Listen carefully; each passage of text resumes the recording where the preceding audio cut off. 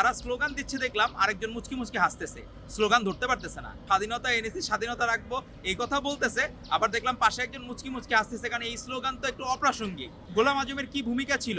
উনি নিজে 52 ভাষা আন্দোলন নিয়ে এক সময় বলতো যে আমি গর্ববোধ করি, আর এক সময় বলে যে আমি লজ্জিত। তো গোলাম আজমদের সেই সময় ভূমিকা তাদের পাকিস্তান চেয়েছিলেন, তারা কোনো বাংলাদেশ চান নাই। আমরা দেখলাম যে গতকাল ওই শিবির দেখলাম, মানে গোটা 50 লোকজন নিয়ে তারা একটা মিছিল করতেছে।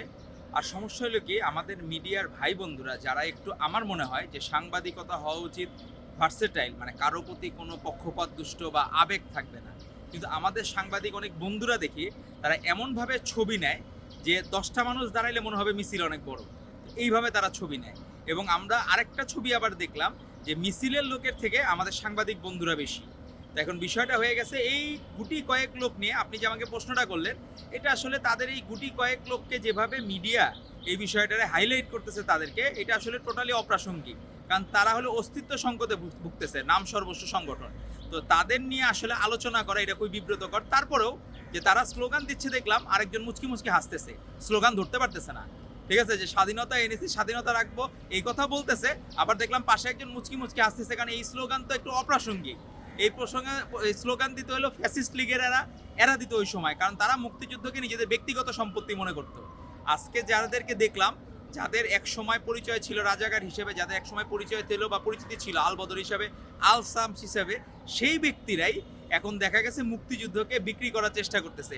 আরে ভাই, মুক্তিযুদ্ধকে বিক্রি করতে হবে কেন? আপনার যতটুকু আছে ততটুকু নিয়ে আপনি কাজ করেন। গোলাম আজমের কি ভূমিকা ছিল? উনি নিজে 52 ভাষা আন্দোলন নিয়ে এক সময় বলতো যে আমি গর্ববোধ করি, আর এক সময় বলে যে আমি লজ্জিত, ভাষা আন্দোলন করাটা ঠিক হয় নাই।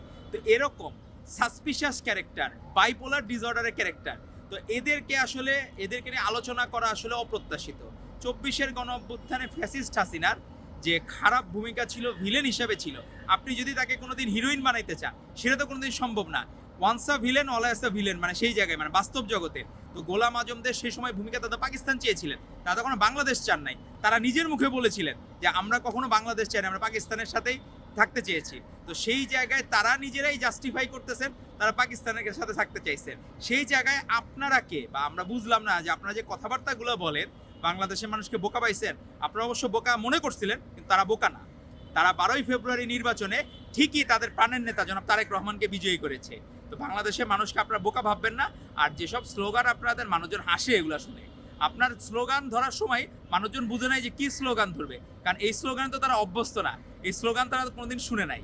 তো এই ঘটনাগুলো আপনাদেরকে আরও বেশি বিতর্কিত করবে এবং আপনাদের অবস্থান আরও বেশি ডেটোরিয়েট করবে, আরও বেশি খারাপ হবে। আপনারা কখনোই সেই জায়গাতে ভালো কিছু, বাংলাদেশের মানুষের কাছে আপনারা নিজেদের আগে ক্ষমা প্রার্থনা করেন গণহত্যার জন্য, তারপরে বাংলাদেশের মানুষ ক্ষমা করবে কিনা, তারপরে দেন সিদ্ধান্ত নেবে আপনাদের এই স্লোগান জাস্টিফাই কিনা, সেটা অনেক পরের বিষয়। ধন্যবাদ আপনাকে।